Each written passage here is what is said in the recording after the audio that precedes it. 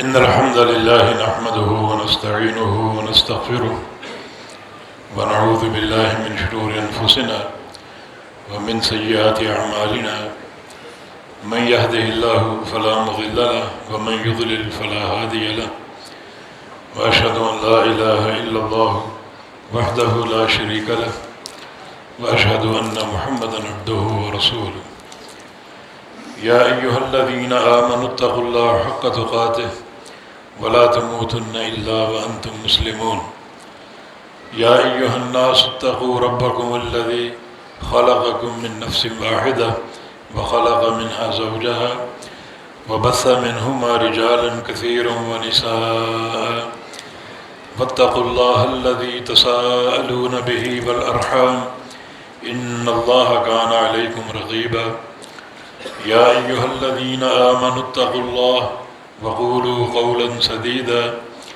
يصلح لكم أعمالكم ويغفر لكم ذنوبكم ومن يطع الله ورسوله فقد فاز فوزا عظيما اللهم صل على محمد وعلى آل محمد كما صليت على إبراهيم وعلى آل إبراهيم إنك حميد مجيد اللهم بارك على محمد وعلى آل محمد كما باركت على إبراهيم وعلى آل إبراهيم إنك حميد مجيد سبحانك لا علم لنا إلا ما علمتنا إنك أنت العليم الحكيم رب اشرح لي صدري ويسر لي أمري واحلل عقدة من لساني يفقه قولي لقد قال الله سبحانه وتعالى بعد أعوذ بالله من الشيطان الرجيم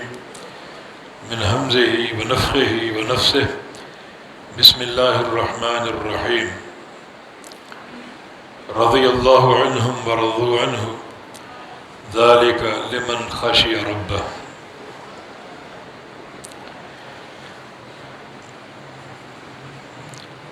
اس وقت اس عظیم ادارے میں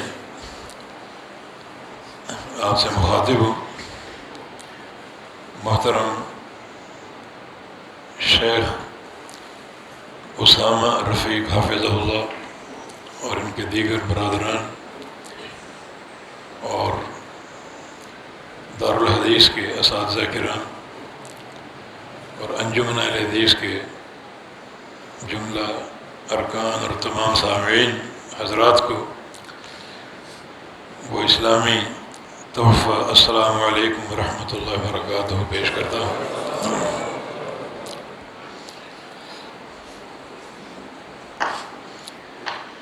جب اس شہر میں داخل ہوا تھا تو ایک شعر زبان پر تھا.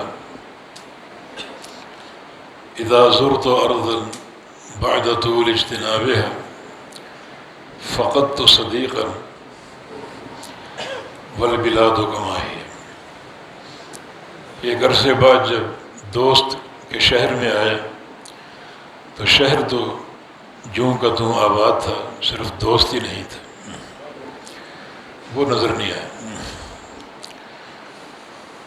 یہ اللہ تعالیٰ کی تقدیر کے فیصلے ہیں جنہیں برضا اور رغبت ہمیں قبول کرنا چاہیے. اللہ تعالیٰ جماعت کو اور شیخ کے تمام متعلقین اور متوسلین کو حوصلہ دے اور صبر دے اور اس صدمے سے صحیح طریقے سے عہدہ برا ہونے کی توفیق دے اور ہمیں سنبھلنے کا موقع دے. ایسا موقع کہ کوشش کریں کہ ہم اپنے شیخ کے جانشین بنیں اور ان کے جانشین تیار کریں. میں آپ کو بتاؤں کہ 28 ستمبر کو ہم نے اس کالی مٹی کے سپرد ایک 14ویں کا چاند کیا تھا. 14ویں کا چاند ہم نے کالی مٹی میں دفن کیا تھا.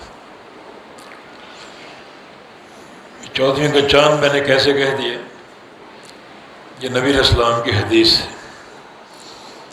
آپ کا ارشاد گرامی ہے کہ فضل العالم علی العابد کفضل القمر لیلۃ البدر علی سائر الکواکب. ایک عالم کی فضیلت ایک عابد پر، ایک طرف ایک عالم ہو جو اپنی مسند پر بیٹھ کر طلبہ کو علم دے رہا، دوسری طرف ایک عابد ہو جو دن کو روزے رکھتا ہے اور رات کو قیام کرتا ہے، ذکر و اذکار میں مشغول رہتا ہے. تو ایک عالم کی ایک عابد پر کیا فضیلت ہے، کتنا فرق ہے، جتنا 14ویں کے چاند کی فضیلت باقی ستاروں پر ہے. دنیا کے سارے ستارے جمع ہو جائیں تو 14ویں کا چاند نہیں بن سکتا. تو یہ فرق ہے ایک عالم اور ایک عابد کا، کہ عالم کو نبی علیہ السلام نے 14ویں کا چاند قرار دیا ہے. وہ یا دنیا کے عبادت گزار ہوں، تہجد گزار ہوں، روزے رکھنے والے ہوں، شب بیدار ہوں، نوافل کا اہتمام کرنے والے ہوں، وہ سارے موجود ہوں اور ان کے بیچ ایک عالم بیٹھا ہو، تو سمجھیں کہ ستاروں کے جھرمٹ میں 14ویں کا چاند پڑا ہوا. تو یہ ایک 14ویں کا چاند ہم نے قبر کے سپرد کیا، قبر کے حوالے کیا. حقیقت یہ ہے کہ ایک عالم کی موت جو ہے یہ پیچھے رہ جانے والوں کے لیے بعض اوقات بربادی کا پیغام بن جاتی. ایک بہت بڑے محدث سعید ابن جبیر رحمہ اللہ، یہ عبداللہ بن عباس کے شاگرد تھے. ان سے کسی نے پوچھا کہ ما علامت و ہلاک الناس، کہ قومیں برباد کب ہوتی. بہت سے سلسلے ہیں، کبھی زلزلہ آتا ہے، کبھی طوفان آتے ہیں، کبھی سیلاب آتے ہیں، کبھی طاعون کا مرض پھیلتا ہے. آج کل کرونا وائرس پھیلا ہوا ہے اور لوگ تیزی سے ہلاک ہو رہے ہیں. تو سائل نے پوچھا قومیں ہلاک کب ہوتی ہیں؟ تو جواب دیا کہ اذا مات عالمہم، جب ان کا عالم فوت ہو جائے. یہ قوموں کی بربادی. زلزلے آتے ہیں، آندھیاں اور طوفان آتے ہیں، اس سے بھی لوگ مرتے ہیں، مگر وہ موت جسم کی موت ہوتی، جس نے ایک دن مرنا ہی ہے. لیکن اگر ایک عالم چلا جائے تو یہ ایک روحانی موت جس سے قومیں سنبھل نہیں پاتی. محمد بن سیرین اسی طرح علماء تابعین میں سے ہیں. ان کا ایک قول ہے اذا مات عالم وقع فی الاسلام ظلمۃ لا یسدها شیء من قلب اللیل والنہار، کہ جب کوئی عالم فوت ہوتا ہے تو دین اسلام میں ایک دراڑ پڑ جاتی ہے، ایک لکیر آ جاتی ہے، اور وہ دراڑ کوئی چیز پر نہیں کر سکتی. دن گزریں، راتیں گزریں، زمانے گزر جائیں، صدیاں بیت جائیں، وہ دراڑ پر نہیں ہوتی. امام بخاری آئے چلے گئے اور دوبارہ کوئی بخاری پیدا نہیں ہوا، وہ دراڑ قائم ہی ہے. تو یہ ایک عالم کا لوگوں سے تعلق ہوتا ہے، اپنے متعلقین سے اس کا ایک رابطہ اور واسطہ ہوتا ہے. علامہ ابن قیم فرماتے ہیں کہ ایک ہوتا ہے روحانی معالج، روحانی ڈاکٹر، اور ایک ہے جسمانی ڈاکٹر جو جسم کا علاج کرتا ہے. اور اس قوم کو، اس امت کو جسم کے ڈاکٹر سے زیادہ روحانی معالج کی ضرورت ہے، علماء کی ضرورت ہے. بلکہ ان کا ایک قول ہے جس بستی میں عالم نہ ہو اس بستی کے رہنے والوں پر ہجرت کرنا فرض ہو جاتا ہے، کہ ایسے مقام پر چلے جاؤ جہاں علماء موجود ہوں اور ان کی صحبت آپ کو میسر ہو. سفیان بن عیینہ رحمہ اللہ فرمایا کرتے تھے کہ لو کان الفقیہ علی رأس جبل لکان هو الجماع، ایک عالم دین اگر پہاڑ کی چوٹی پر بیٹھا ہو، اس کے ڈیرے پہاڑ کی چوٹی پر ہوں، تو پھر بھی وہ آپ کا مرجع ہے. روزانہ جاؤ اس کے پاس. یہ ٹھیک ہے پہاڑ پہ چڑھنا بھی مشکل ہے اور پہاڑ سے اترنا بھی مشکل ہے، لیکن اپنے دین کی خاطر، اپنے ایمان کی خاطر یہ تکلیف اور یہ مشکل برداشت کرو، اس کے پاس جاؤ اور جا کر اس کی صحبت میں بیٹھو، ضرور ملو اس سے۔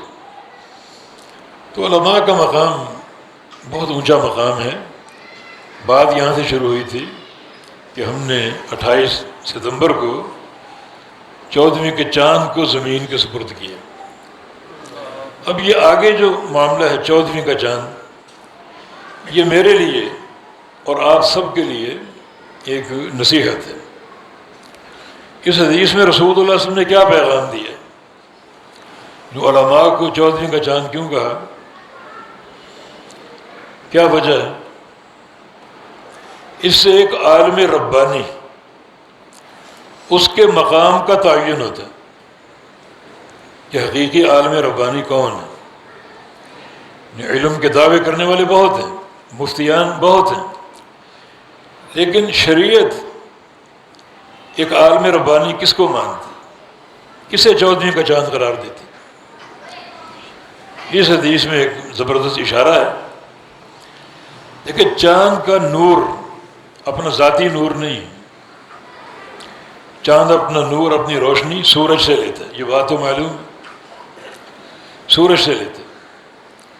اسی لیے اگر کبھی چاند اور سورج کے درمیان زمین آ جائے تو چاند گرہن ہو جاتا ہے، اس کا نور چھن جاتا ہے اور چاند گرہن ہو جاتا ہے، کیونکہ چاند کا نور سورج سے ماخوذ ہے، اور زمین بیچ میں حائل ہو گئی تو نور اس تک پہنچے گا نہیں، تو پھر وہ اندھیرے اور جو بھی صورتحال بنتی آپ جانتے ہیں۔ تو ایک عالم کو چاند کیوں کہا گیا؟ دین اسلام میں بھی ایک سراج ہے، اور وہ محمد الرسول اللہ صلی اللہ علیہ وسلم۔ اللہ تعالیٰ کا فرمان ہے انا ارسلناک شاہدا ومبشرا ونذیرا وداعیا الی اللہ باذنہ وسراجا منیرا، یعنی محمد مصطفیٰ علیہ السلام سراج منیر ہیں، ان کو سراج کہا گیا، اور علماء کو چاند کہا گیا۔ تو حقیقی عالم وہ ہے جس کے علم کی اساس ماخوذ ہو سراج منیر سے، جس کا نور کہاں سے آیا ہو، وہ نور اس کو کہاں سے ملا ہو؟ سراج سے، اور سراج کون ہے؟ محمد مصطفیٰ علیہ السلام۔ مانا وہ عالم نہیں ہے، نہ اس کو ہم چاند کہیں گے جس کا علم ذاتی رائے پر ہو، آراء الرجال پر ہو، مذاہب پر ہو، جس کے علم کی بنیاد تقلید شخصی ہو، وہ ائمہ کا پیروکار ہو، آراء کا پیروکار ہو، قیاسوں کا پیروکار ہو، وہ عالم نہیں ہے۔ بس عالم وہی ہے، اور اسی کو چاند کہا جائے گا جس کا نور اور جس کا علم ماخوذ ہو سراج منیر سے، جو کہ محمد مصطفیٰ علیہ السلام۔ تو نصیحت ہمارے لیے یہ ہے کہ ہم بھی جو ہمارا علم سے تعلق ہے اسی طرح بننے کی کوشش کریں، اور اپنے شاگردوں کو، اپنے طلباء کو اسی جو ہے وہ نہج پر آگے بڑھائیں، ان کو تربیت دیں، ان تک علم و عمل منتقل کریں کہ ان کے علم کی اساس خالصتاً کتاب و سنت ہے، وحی کا علم ہو، وہ محمد مصطفیٰ علیہ السلام سے اپنا نور جو ہے وہ کشید کرتے ہوں، حاصل کرتے ہوں، اور ان کے علم کی اساس ذاتی رائے نہ ہو، ذاتی فتاویٰ نہ ہو، بلکہ اللہ کے پیارے پیغمبر کے علم کے وہ وارث ہوں۔ اسی لیے نبی علیہ السلام کی حدیث العلماء ورثۃ الانبیاء، علماء کا مقام کوئی چھوٹا نہیں، یہ انبیاء کے وارث ہیں، اور یہ سلسلہ یعنی علماء کی وراثت کا، جو انبیاء کی وراثت ان کو حاصل ہوئی، یہ امت محمدیہ کا خاصہ ہے صلی اللہ علیہ وسلم۔ نبی علیہ السلام کی حدیث ہے کہ کانت بنو اسرائیل تسوسهم الانبیاء کلما ہلک نبی خلفہ نبی، یہ جو سابقہ امتیں تھیں، بنی اسرائیل خاص طور پہ، ان کی سیاست انبیاء کے ہاتھ میں تھی۔ کوئی نبی فوت ہوتا تو اللہ دوسرا نبی کھڑا کر دیتا، وہ فوت ہوا، تیسرا نبی۔ یکے بعد دیگر انبیاء آتے تھے جنہوں نے قوموں کی سیاست کو سنبھالا، ان کو توحید سکھائی، دین سکھایا، اور وہ دین کے داعی بنے، انبیاء کا سلسلہ۔ لیکن انا خاتم النبی لا نبی بعدی، میں آخری نبی ہوں، میرے بعد کوئی نبی نہیں آئے گا، تو اب یہ وراثت کہاں جائے گی؟ آپ تو خاتم النبیین ہیں۔ تو یہ سابقہ قوموں کی سیاست انبیاء کے ہاتھ میں تھی۔ جو مقام ان انبیاء کے وارثوں نے کیا ایک نبی ہونے کی حیثیت سے، وہ ڈیوٹی اور مقام اللہ تعالیٰ نے اس امت کے علماء کو دی۔ غور کریں کیا ان کا شرف اور کیا ان کا مقام۔ ایک نبی فوت ہوتا، دوسرا اس کا جانشین ہوتا۔ اب یہ جانشینی اس امت میں علماء کو دی گئی۔ یہ نبی آخر زمان فوت ہوئے تو ان کے جانشین علماء، العلماء ورثۃ الانبیاء، یہ انبیاء کے وارث، ان کا مقام بہت اونچا ہے، جو آپ کے تصورات سے بالا۔ اس لیے پیغمبر علیہ السلام کی حدیث ہے کہ اللہ فرماتا ہے من عادى لی ولیا فقد آذنتہ بالحرب، جو میرے کسی دوست کو تکلیف دے گا، اذیت دے گا، اس سے میرا اعلان جنگ، میرا اسے اعلان جنگ۔ امام شافعی رحمہ اللہ فرمایا کرتے تھے ان لم یکن الفقیہ ولیا فلیس للہ ولی، اگر ایک عالم دین اللہ کا ولی نہیں ہے تو دنیا میں کوئی اللہ کا ولی نہیں۔ اگر ایک عالم اللہ کا ولی نہیں جو لوگوں کو علم دیتا ہے، قرآن و حدیث سکھاتا ہے، اگر وہ اللہ کا ولی نہیں ہے تو دنیا میں کوئی اللہ کا ولی نہیں ہے۔ تو ان اللہ کے دوستوں کو، اللہ کے ولیوں کو، علماء کو جو اذیت دے گا، ان کی عداوت اپنے سینے میں رکھے گا، انہیں پریشان کرے گا، اس سے میرا اعلان جنگ ہے اللہ رب العزت کا۔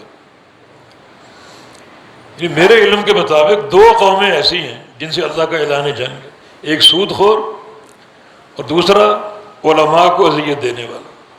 ان دونوں سے اللہ تعالیٰ کا اعلان جنگ ہے، اور اللہ جب اعلان جنگ کرتا ہے تو چھوڑے گا نہیں۔ قیامت قائم ہوگی، اللہ کہے گا اسلحہ اٹھا لو اور آؤ میرا مقابلہ کرو، میں تمہیں جنگ کا چیلنج کر چکا تھا، آؤ جنگ کرو آ کے مجھ سے۔ کس کی ہمت ہوگی؟ کتنا بھیانک یہ مقام۔ تو عرض یہ کر رہا ہوں کہ علماء کے مقام کو پہچانو، یہ طبقہ سراسر احترام کا مستحق ہے، محبت کا مستحق ہے، اور یہ محبت عین عبادت ہے۔ یہ اس ڈیوٹی کو انجام دے رہے ہیں جس کی انجام دہی ضروری ہے۔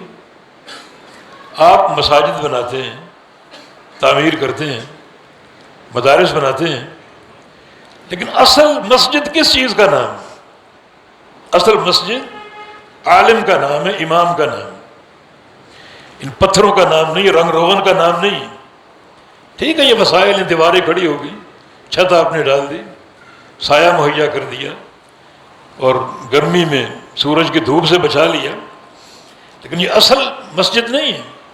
اصل مسجد نام ہے ایک عالم، ایک امام کے تعین کا۔ ہم دلیل دیتے ہیں ابراہیم علیہ السلام نے خانہ کعبہ تعمیر کیا، اللہ کا گھر بنایا، اس موقع پر ایک دعا کی تھی ربنا وابعث فیہم رسولا منہم یتلو علیہم آیاتک ویعلمہم الکتاب والحکمہ ویزکیہم انک انت العزیز الحکیم۔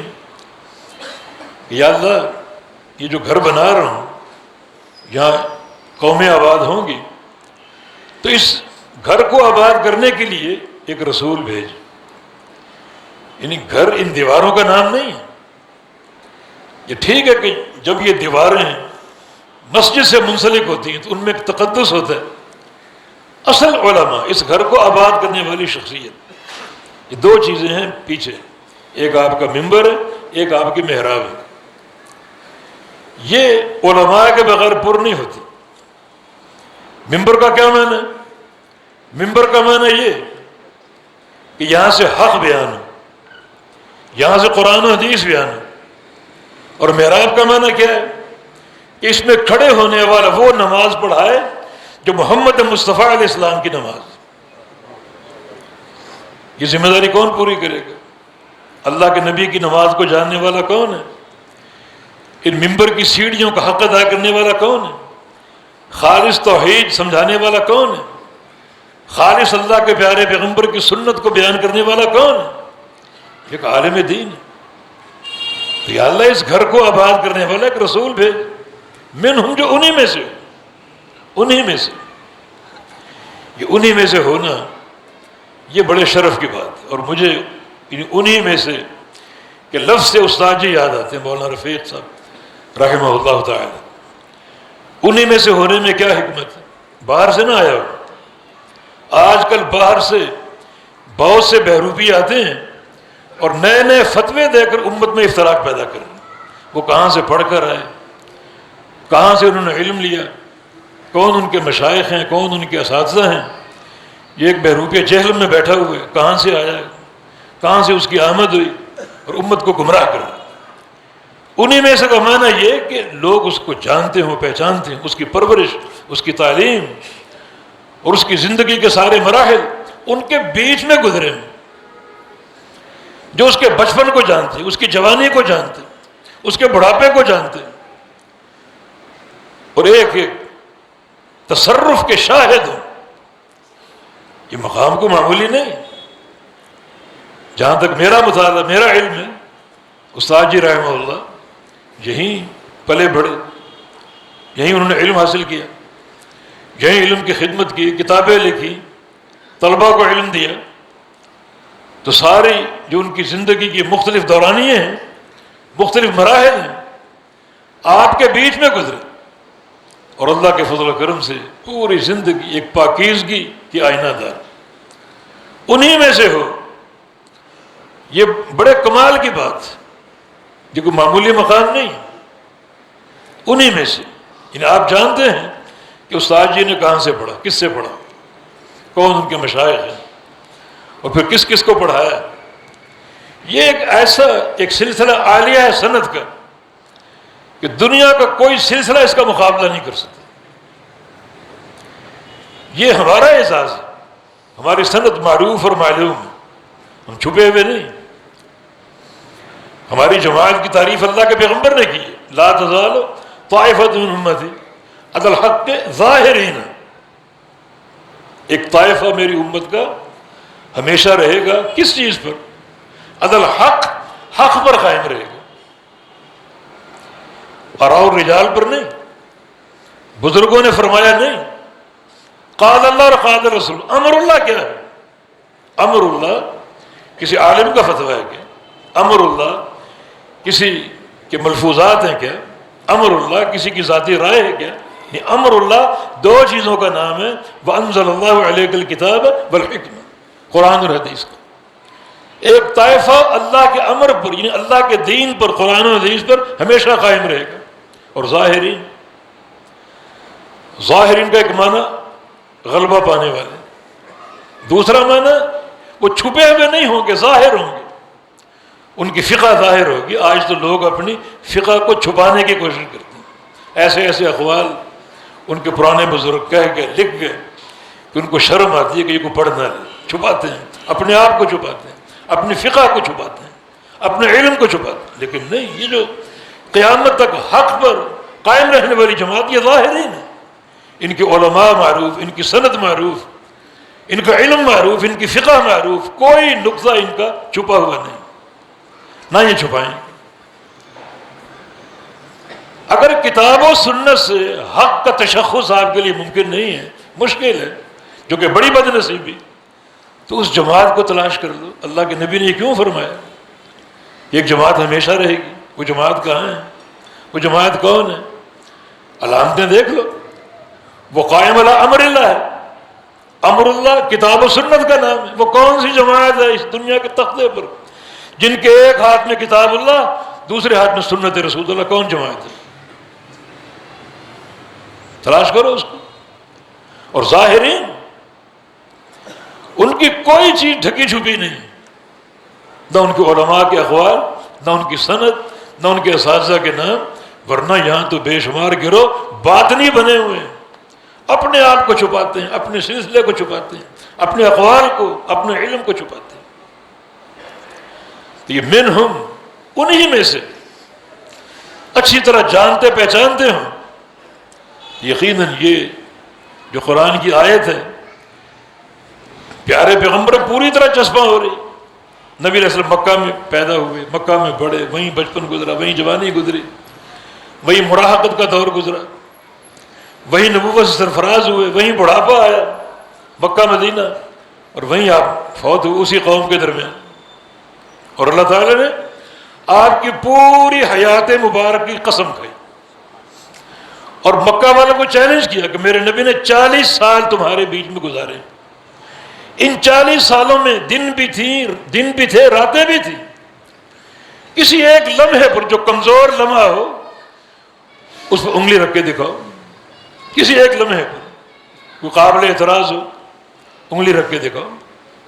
تو منہم، انہی میں سے بھیج ایک رسول کو جو اس گھر کو آباد کرے، جس کا پیغام اس گھر کی بنیاد پر دنیا میں پہنچے۔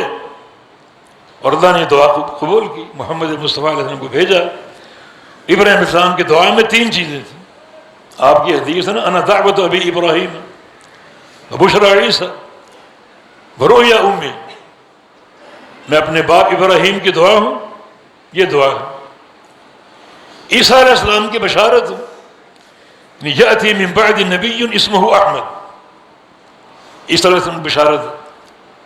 اور اپنی ماں کی خواب، وہ خواب یہ ہے کہ اللہ کے نبی حمل اپنی ماں کے پیٹ میں تھے، فرماتے ہیں کہ میں سو رہی تھی، مجھ سے ایک نور نکلا، خرج منی نور اضاء لها مدائن الشام قصور الشام، مجھ سے ایک نور نکلا، اس نور سے شام کے محلات روشن ہوئے، شام کے محلات میں نے دیکھے جب اللہ کے نبی اپنی ماں کے پیٹ میں تھے۔ اس خواب کا آپ مصداق، مانا آپ کا خواب ملک شام تک پہنچا۔ زندگی کی آخری جو مہم تھی آپ کی، جنگ تبوک، یہ شام کے علاقے ہیں، اور خلفائے راشدین امیر عمر بن خطاب رضی اللہ عنہ کے دور میں شام فتح ہو گیا۔ اور پھر شام کی ایک تاریخ اور بھی ہے، اور وہ یہ ہے کہ قیامت سے قبل شام ہی میں عیسیٰ علیہ السلام کا نزول ہوگا، شام ہی میں دجال کا قتل ہوگا، یاجوج ماجوج مارے جائیں گے، اور عیسیٰ علیہ السلام یحکم بالکتاب والسنہ، پھر وہ کتاب و سنت کو نافذ کریں گے۔ ایک دین باقی بچے گا، سب ختم، یہودیت ختم، نصرانیت ختم۔ یہ قصور الشام کا روشن ہونا، بڑے اس میں علمی نقطے ہیں۔ یہ ایک ایسا مرکز ہوگا جو واقعتاً سچے دین کی اساس ہوگا۔ اس رسول کے 3 وظائف ہوں، یتلو علیہم آیاتک، تیری آیتوں کی تلاوت کرے، ویزکیہم، ان کا تزکیہ نفس کرے، اور اس سے قبل یعلم الکتاب والحکمہ، قرآن و حدیث کی تعلیم دے، کتاب و سنت کی تعلیم دے۔ تو اسے بھی سمجھ لیجیے، یہ 3 وظائف محمد الرسول اللہ صلی اللہ علیہ وسلم کے، اور علماء انبیاء کے وارث ہیں۔ تو عالم حقیقت میں وہ شخص ہے جو انہی 3 وظائف کو سنبھالے۔ اسے امام متعین کیا جائے مسجد کا، یہ 3 ڈیوٹیاں اس کی: قرآن پڑھنا، قرآن سکھانا، اور قرآن و حدیث کی تعلیم دینا، اور تزکیہ نفس کرنا، تزکیہ نفس کرنا۔ ان سب کی جو اساس اور مدار ہے وہ اللہ تعالیٰ کی وحی ہے، یہ ہماری دعوت ہے، یہ بحمد اللہ ہمارا تمیز ہے جو کسی اور کو حاصل نہیں، کسی اور کو حاصل نہیں۔ ہم سمجھتے ہیں کہ محمد مصطفیٰ علیہ السلام کی سنت، آپ کا منہج، آپ کی سیرت طیبہ، آپ کی حیات کاملہ، وہی رہنمار، وہی دستور، ہر میدان میں وہی حاکم، والمہند المفند آپ اٹھائیں، اس کا آغاز کہاں سے ہوتا ہے؟ ہم اصول میں اشعری، اصول میں اشعری، فروع میں حنفی، اور تصوف میں سہروردی، نقشبندی، چشتی اور قادری۔ یہ دین ہے، یہ شطرنج کا کھیل ہے؟ یہ تقسیمات کیسی ہیں؟ یہ سارے امور میں حنفی کیوں نہیں؟ ایک طرف امام ابو حنیفہ رحمہ اللہ، ان کے مقام کو ثابت کرنے کے لیے جھوٹی حدیث گھڑ دی کہ اللہ کے نبی نے فرمایا وہ سراج امتی، میری امت کا سراج ہے وہ، تو امت کے سراج کا عقیدہ کیوں نہیں لیتے؟ اور امور تصوف اور تزکیہ میں ان کی پیروی کیوں نہیں کرتے؟ یہ تقسیم کیسی؟ اصول میں اشعری، فروع میں حنفی، اور تصوف اور تزکیہ میں یہ چار جو سلسلے ہیں، نقشبندی، سہروردی اور چشتی اور پتہ نہیں اور کیا۔ ایسا کیوں؟ بحمدللہ ہم اصول ہو، فروع ہو، تزکیہ ہو، ہم ان سارے امور میں کیا ہیں؟ محمدی صلی اللہ علیہ وسلم۔ بس یہ مشن سونپا گیا، اور یہ ایک عالم ربانی کا منہج ہے۔ اس مشن کو آگے بڑھایا جائے تو بات تھوڑی سی پھیل گئی۔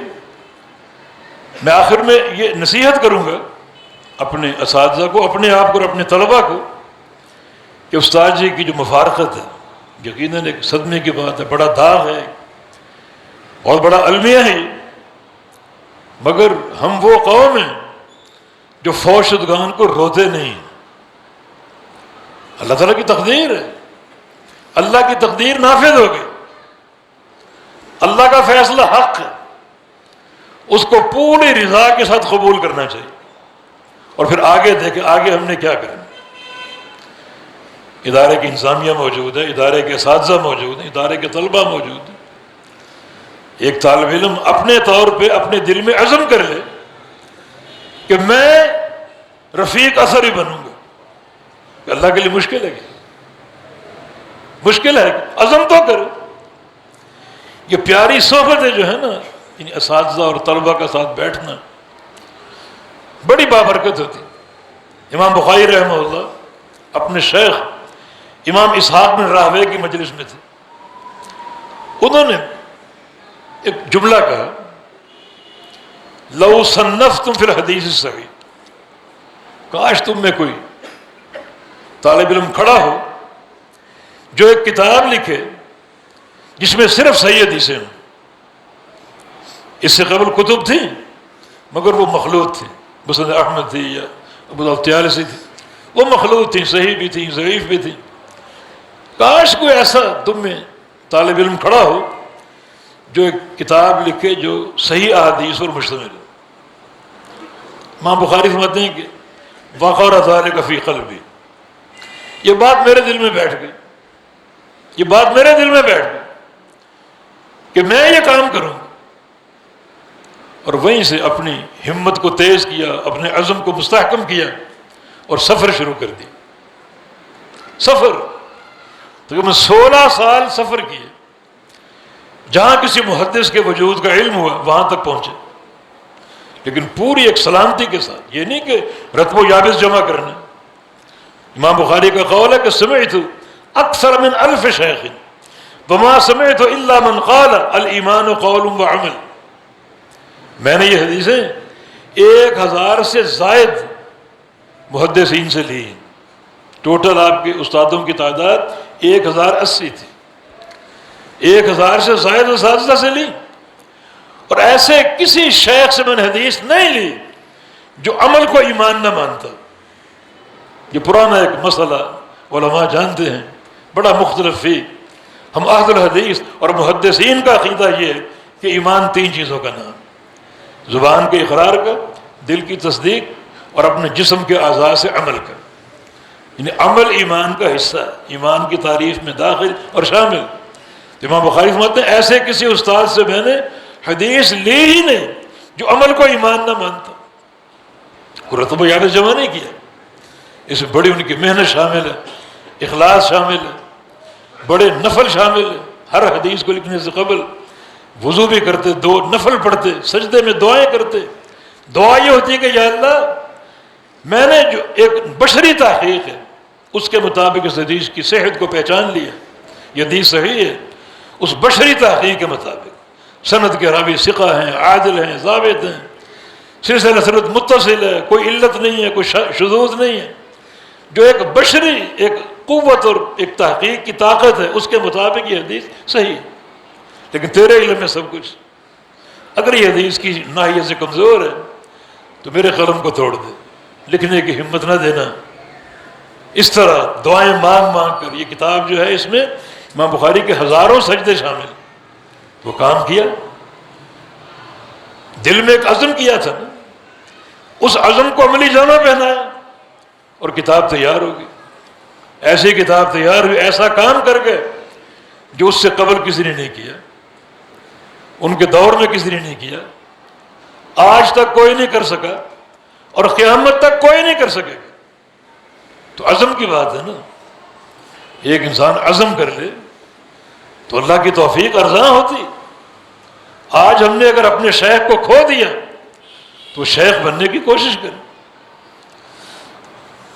محنت کریں، ایسا کیوں نہیں ممکن؟ وہ ان کا جو مقام وہ پر نہیں ہو سکتا، اس کے قریب قریب تو جا سکتے ہیں نا۔ جو ایک اجالا، جو ایک نور امت تک منتقل ہو رہا تھا، اس میں کچھ حصہ تو ڈال سکتے ہیں۔ بات عزم کی، طلبہ اپنے طور پہ عزم کریں، میں مستقبل کا سلطان محمود بنوں گا، بدی الدین راشدی بنوں گا، رفیق اثری بنوں گا، داؤد غزنوی بنوں گا، محمد گوندلوی بنوں گا، اسماعیل سلفی بنوں گا۔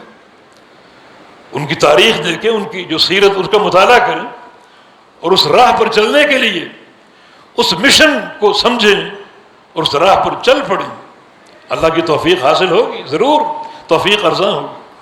طلبہ محنت کریں اور اساتذہ اپنے طلبہ کی صلاحیتوں کو جانچیں اور پرکھیں، ان صلاحیتوں کے مطابق انہیں بنانے کی کوشش کریں۔ یعنی ہر ایک کی صلاحیت یکساں نہیں ہوتی، کسی کی صلاحیت کچھ ہے، کسی کی صلاحیت کچھ ہے، اور صلاحیتوں کو پرکھنا یہ اللہ کے پیغمبر کی سنت۔ نبی علیہ السلام کی حدیث ہے کہ ارحم امتی لامتی ابو بکر، ابو بکر صدیق جو ہے نا، میری امت میں ارحم، سب سے بڑے رحم دل، ان کا دل رقت کا آئینہ دار، رقت کا، خشیت سے بھرا ہوا۔ یہ اللہ کے نبی نے پرکھا ان کو اور یہ بات فرمائی۔ اور یہ رقت قلبی جو ہے اور یہ رحمت قلبی، یہ نجات کا سب سے بڑا راستہ۔ یہ بات ابو بکر صدیق کے بارے میں کی، عثمان اور امیر المومنین عمر کے بارے میں کیا کہی؟ میں اشدہم لامتی، اشدہم عمر، کہ میری اس امت میں سب سے سخت دشمن کے مقابلے میں، کفار کے مقابلے میں، اشدہم لدین اللہ، اللہ کے دین کے لیے سب سے سخت عمر ابن خطاب تھے۔ یعنی صلاحیت آپ جانتے تھے۔ اصدقم حیان عثمان، سب سے سچی حیا عثمان کے اندر، عثمان غنی میں سب سے سچی حیا۔ سچی حیا کیا ہوتی؟ سچی حیا وہ نہیں ہے جو باپ سے ہو، وہ حیا کی آخری درجے۔ سچی حیا وہ نہیں ہے جو انتظامیہ سے ہو یا صدر سے ہو یا ناظم سے ہو، استاد سے ہو۔ سچی حیا وہ نہیں جو کسی پولیس آفیسر سے ہو۔ سچی حیا وہ جو اللہ تعالیٰ سے ہو، جس کا معنی یہ کہ ہمیشہ یہ تصور رکھے کہ اللہ دیکھ رہے، اس رب کی حیا کرے۔ کوئی مقام ایسا نہیں ہے کہ کوئی آپ کو دیکھنے والا نہ ہو، کوئی مقام ایسا نہیں۔ وہ کسی قافلے میں رات کو انہوں نے پڑاؤ ڈالا اور وہ قافلے کے ایک لڑکے نے ایک لڑکی کو تنگ کرنا شروع کیا اور اس سے دوستی بھی کر لی اور اس سے اظہار بھی کیا کہ رات ہم کہیں چل کر ملیں بلکہ لڑکی کا اصرار تھا، رات ہم چل کر کہیں ملیں۔ لڑکے نے کہا کہ نظر پڑ جائے گی، ہمیں دیکھ لیا جائے گا۔ نے کہا نہیں، ایسے یہاں سے دور چلتے ہیں، جنگل ہے، وہاں کون دیکھنے والا، چلو وہاں چلتے ہیں۔ وہاں چلے گئے، یہاں تو کوئی نہیں دیکھ رہا۔ کہا کہ یہ اللہ نہیں دیکھ رہا، اللہ نہیں دیکھ رہا۔ اس سے وہ تھر تھر کانپ اٹھے اور اس معصیت سے باز آ گئے۔ اور یہ سچی حیا، سچی حیا، اللہ تعالیٰ کی حیا۔ گناہ کا تصور آئے، گناہ کی دعوت آئے، اللہ دیکھ رہے۔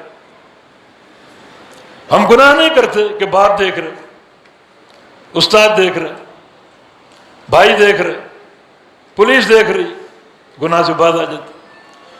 یہ سچی حیا نہیں ہے، یہ سچا خوف نہیں ہے۔ سچا خوف اللہ کا خوف ہے، سچی حیا اللہ کی حیا۔ باپ دیکھ رہا ہو، گناہ نہیں کرتے، باپ نظروں سے ہٹ گیا، گناہ شروع کر دی، اللہ تو دیکھ رہے۔ ابن قیم کی یہاں تعبیر بڑی خوفناک کہ یا من جعلت اللہ احوج الناظرین الیک، الفوائد میں جملہ، اے شخص تجھے پر افسوس ہے کہ تجھے جو بھی دیکھ رہے، جو دیکھ رہے ہیں، ان سب میں تو نے نعوذ باللہ سب سے گھٹیا اللہ کو بنا رکھے۔ دنیا دیکھ رہے، گناہ نہیں کر رہے، خلوت میں گئے، اللہ تو دیکھ رہے، وہاں گناہ کر رہے۔ یعنی سب سے گھٹیا گویا دیکھنے والا نعوذ باللہ اللہ رب العزت۔ تو یہ سچی حیا جو اللہ تعالیٰ سے ہے۔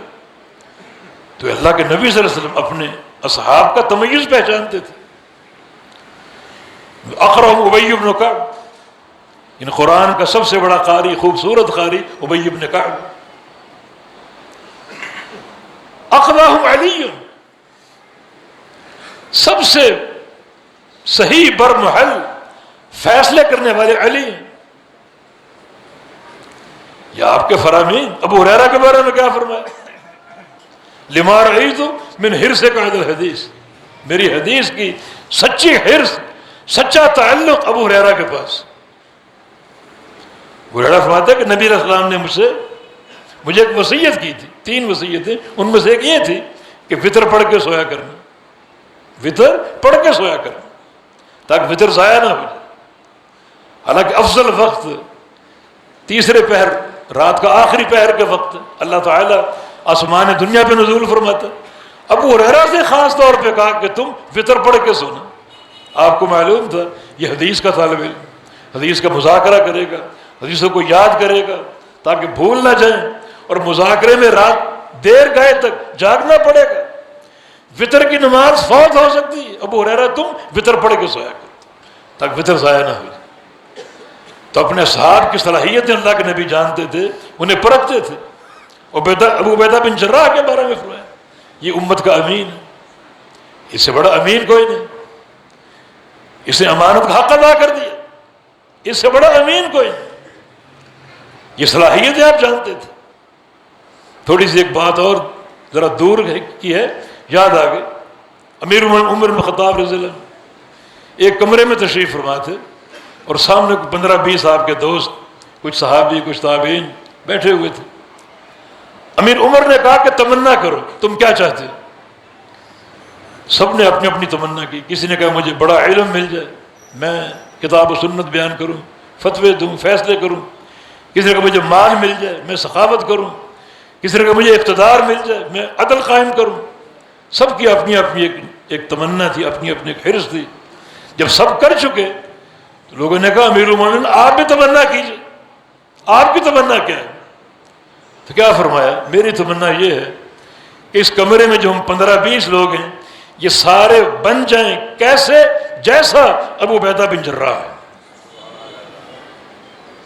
ایسے 15-20 لوگ مجھے مل جائیں، پوری دنیا پر اسلام کا پرچم لہرا دوں۔ یہ تمیز اللہ کے نبی نے بیان کیا۔ ہر استاد اپنے شاگرد کو جانتا ہے، پھر جو منتظمین اس میں معاون ثابت ہوں تاکہ صحیح نتائج ایک وقت پر پیدا ہوں اور امت ان سے مستفید ہو سکے، امت ان سے استفادہ کر سکے۔ تو ہر طالب علم اپنے طور پہ عزم کرے اور محنت کو اپنا شعار بنائے، ہر وقت ہاتھ میں کتاب ہو، خیر و جلیس فی الزمان کتاب ہو، سب سے بہترین جو ہم نشین وہ آپ کا کتاب ہے. سفر میں جاؤ کتاب آپ کے پاس ہو، کمرے میں سونے جاؤ کتاب آپ کے پاس ہو، دوستوں میں ہو کتاب آپ کے ساتھ ہو، پڑھتے رہو. امام بخاری سے کسی نے پوچھا ما دواء الحفظ، امام بخاری آپ کا حافظہ اتنا قوی ہے، اتنا مضبوط حافظہ، ایک مجلس میں سینکڑوں حدیثیں سنتے اور آپ کو یاد ہو جاتی. کیا دوا اس کی؟ دوا حفظ کیا ہے؟ کوئی کشتے کھاتے ہو، کوئی بادام کھاتے ہو، کیا حفظ کی دعا کیا ہے؟ کیا دوا استعمال کرتے ہو؟ فرمایا کہ ادمان النظر فی الکتب، کتابیں پڑھتے رہو، کتابیں پڑھتے رہو. جتنا کتاب پر زیادہ آپ کی نظر ہوگی اتنا علم آپ کو یاد رہے گا اور حافظہ آپ کا قوی ہوگا. اور کتابیں ہی پڑھو میرے عزیز بچوں، کتابیں ہی پڑھو. آج ہم بہت سا اپنا علمی کام نا موبائل سے لے رہے ہیں. موبائل، یہ جو موبائل ہے نا ایک فتنہ ہے، اسے علم نہیں آتا. آپ کا کام وقتی طور پہ چل جاتا ہے مگر ٹھوس علم آپ کو کتاب دے گی، ٹھوس علم کتاب دے گی. یہ لائبریریاں جو اتنی محنت سے قائم کی گئیں ان سے استفادہ کیجیے اور اپنے علمی سلسلے کو ایک تازگی دیجیے، ان کو قوت دیجیے، ان کو استحکام دیجیے اور ان خلاؤں کو پر کرنے کی کوشش کیجیے. حقیقت یہ ہے کہ یہ ایک بہت بڑا سانحہ ہے، ایک بہت بڑا المیہ جس پر ہمیں صبر ہی کرنا ہے. اللہ تعالیٰ کے فیصلے ہیں، رب تعالیٰ کے فیصلے کو پوری رغبت اور رضا سے ہم نے قبول کرنا ہے. لیکن اللہ رب العزت اپنے بندوں کے لیے انتظام فرماتا ہے. وہ دو طرح کی بارشیں دیتا ہے، ایک جو بادلوں سے برستی اور ایک علم کی بارش. بندوں کو چھوڑتا نہیں. وَتَرَى الْأَرْضَ حَامِدَةً، زمین بنجر ہے، خشک ہے، اگانے کے قابل نہیں ہے اور اللہ اس پر پانی اتارتا ہے. وَإِذَا أَنزَلْنَا عَلَيْهَا الْمَاءَ اهْتَزَّتْ وَرَبَتْ وَأَنبَتَتْ مِنْ كُلِّ زَوْجٍ بَهِيجٍ.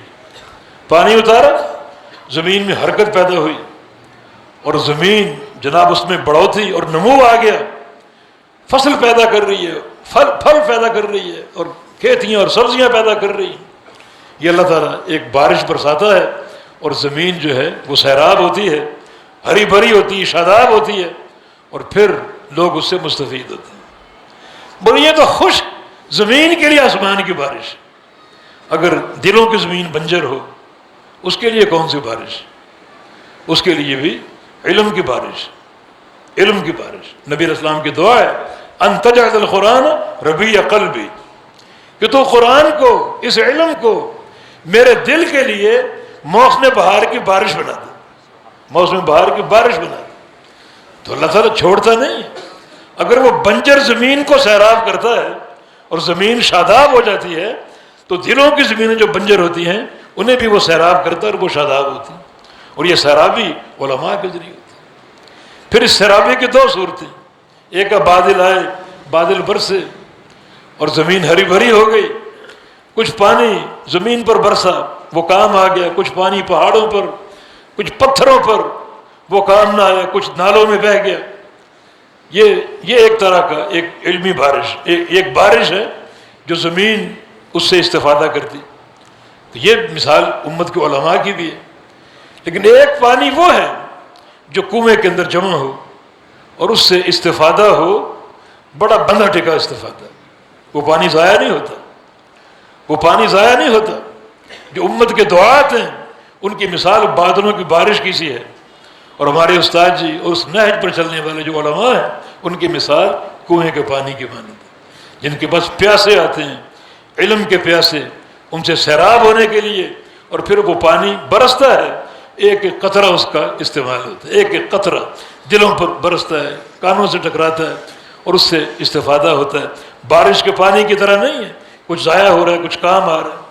لیکن جو کنویں کا پانی اس کا استعمال، ایک ایک قطرے کا استعمال برمحل ہوتا ہے. وہ کنواں کبھی کبھی رک جاتا ہے مگر اس خلا کو پر کرنے کی ضرورت ہے. اللہ پاک مجھے اور آپ کو توفیق دے کہ ہم اس قسم کے جو سانحات ہوتے ہیں اس میں ہم جو ایک صحیح راستہ ہے اس راستے کا تشخص کر سکیں اور اپنے آپ کو اس راستے پر چلائیں تاکہ علم کا سلسلہ چلتا رہے، کبھی رکے نہ اور کبھی تھمے نہ. اور یہ مدارس، یہ اساتذہ کرام مدرسین، ان کو تحصیل کا درجہ حاصل، تحصیل کا، جو واعظین ہیں واعظ کر کے چلے گئے، آپ نے سن لیا، کچھ سمجھا کچھ نہیں سمجھے، کچھ فائدہ ہوا کچھ نہیں فائدہ ہوا، لیکن یہ جو علماء کرام مدرسین ہیں، مدرسین، جیسے ہمارے استاد جی کی ایک عمر، پوری عمر بلکہ اس ادارے میں گزری تدریس کرتے کرتے، کتنے سال انہوں نے صحیح بخاری پڑھائی اور یہ کتب درس نظامی پڑھائی تدریس کرتے کرتے.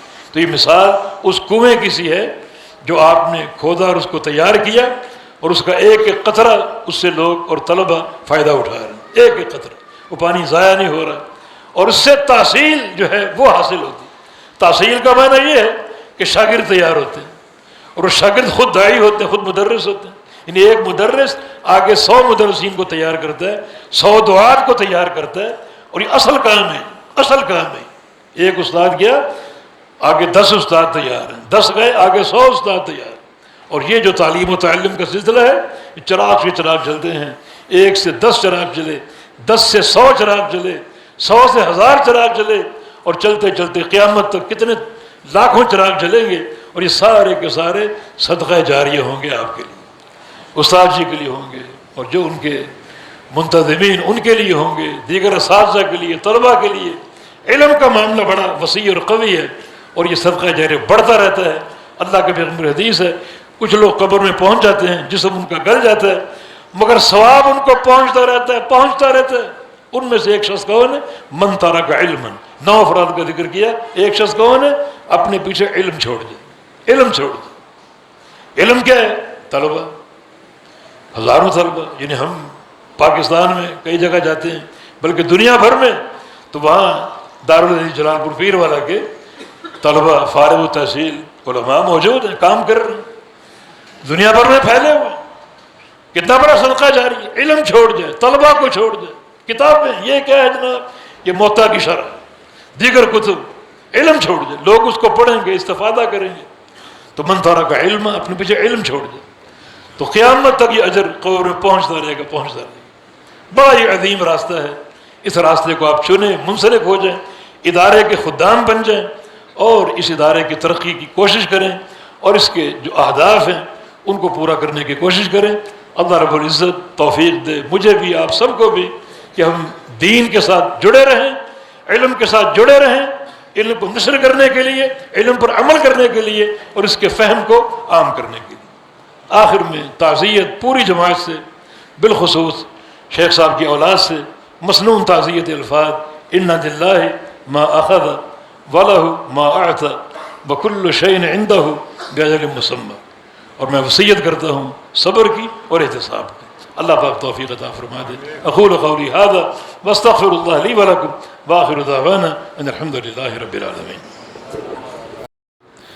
جمعہ ایک انشاءاللہ مختص کریں گے. اگر آپ سمجھتے ہیں کہ اس ناچیز کے علم سے آپ کو فائدہ ہوتا ہے تو ضرور انشاءاللہ جمعہ طے کریں گے. اللہ تعالیٰ توفیق عطا فرمائے. باقی ایک آپ کی کلاس بھی لینی ہے، اصلاح ہونی چاہیے نا. یہ جو القاب آپ دیتے ہیں، فلاں محدث ہے اور فلاں استاذ الاساتذہ اور فلاں، اس کا معنی آپ جانتے ہیں؟ وہ مجھے ایک مثل یاد آتی ہے: ان البغاث بأرضکم یستنصر. بغاث ایک کمزور سا پرندہ، بیکار سا ہوتا ہے، اور نصر یعنی باز، بڑا شکاری اور بڑا بہادر طاقتور. کہ تمہاری زمین میں بغاث پرندہ باز بن جاتا ہے. یا تو تم باز کو جانتے نہیں ہو اور ایک بغاث کو باز بنا دیتے ہو. اسی طرح آپ جانتے نہیں ہیں محدث کون ہوتا ہے، محدث العصر کون ہوتا ہے، اور شیخ الکل کون ہوتا ہے، اور اساتذہ کون ہوتا ہے. اور ان جیسے ناچیزوں کو آپ یہ القاب دیتے ہیں، ہمیں شرم آتی. تو آئندہ جب آئیں گے تو یہ قطعاً یہ القاب نہیں ہونے چاہیے. آپ اس بات کو سمجھیں. اللہ تعالیٰ آپ کو توفیق دے اور اللہ پاک ہمت دے. اللہ پاک ہم سب کو استقامت دے. الحمدللہ رب العالمین الرحمن الرحیم مالک یوم الدین ایاک نعبد و ایاک نستعین اهدنا الصراط المستقیم صراط الذین انعمت علیہم غیر المغضوب علیہم ولا الضالین. یا رب لک الحمد کما ينبغی لجلال وجهک ولعظیم سلطانک. اللهم صل على محمد وعلى آل محمد كما صليت على إبراهيم وعلى آل إبراهيم إنك حميد مجيد. اللهم بارك على محمد وعلى آل محمد كما باركت على إبراهيم وعلى آل إبراهيم إنك حميد مجيد. ربنا ظلمنا أنفسنا وإن لم تغفر لنا وترحمنا لنكونن من الخاسرين. ربنا ظلمنا أنفسنا ظلما كثيرا ولا يغفر الذنوب إلا أنت فاغفر لنا مغفرة من عندك وارحمنا إنك أنت الغفور الرحيم. رب اغفر وارحم وأنت خير الراحمين. رب اغفر وارحم وأنت خير الراحمين. رب اغفر وارحم وأنت خير الراحمين. اللهم اغفر لشيخنا المحدث رفيق أثري رحمه الله تعالى. اللهم اغفر له، اللهم اغفر له وارحمه، اللهم اغفر له وعافه واعف عنه. اللهم اغفر له وارحمه وعافه واعف عنه. اللهم اغفر له وارحمه وعافه واعف عنه. أذهب الباس رب الناس واشف أنت الشافي، لا شفاء إلا شفاء، شفاء لا يغادر السقم. اللهم اشف مرضانا ومرضى المسلمين. يا شافي الأمراض اشف مرضانا ومرضى المسلمين. اللهم انصر الإسلام والمسلمين. اللهم انصر من نصر دين محمد صلى الله عليه وسلم واجعلنا منه، واخذل من خذل دين محمد صلى الله عليه وسلم ولا تجعلنا منه. اللهم ارفع عنا هذا الوباء. اللهم اغفر للمسلمين والمسلمات والمؤمنين والمؤمنات الأحياء منهم والأموات إنك سميع قريب مجيب الدعوات. اللهم اغفر لنا ما قدمنا وما أخرنا وما أسررنا وما أعلنا وما أسرفنا وما أنت عالم به منا. أنت المقدم وأنت المؤخر، لا إله إلا أنت. ربنا تقبل منا إنك أنت السميع العليم وتب علينا إنك أنت التواب الرحيم برحمتك يا أرحم الراحمين. وصلى الله عليه وسلم.